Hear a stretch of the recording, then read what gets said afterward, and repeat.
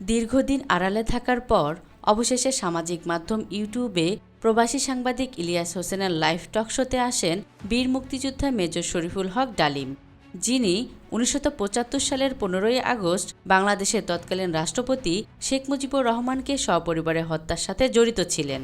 রবিবার রাতে বিশেষ লাইভে যুক্ত আছেন বীর মুক্তিযোদ্ধা মেজর ডালিম শিরোনামের এই লাইভে যুক্ত হন প্রাক্তন এই সামরিক কর্মকর্তা।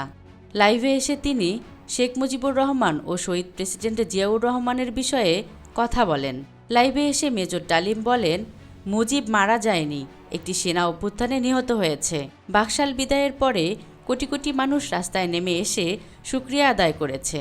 তিনি বলেন, শেখ মুজিব তার জুলুমের মাত্রা এতটাই তীব্র করেছিল, স্বৈরাচারী আচরণের মতো, যে তখন মানুষ রবের কাছে মুক্তি চাচ্ছিল তার জুলুমের অবসানের জন্য।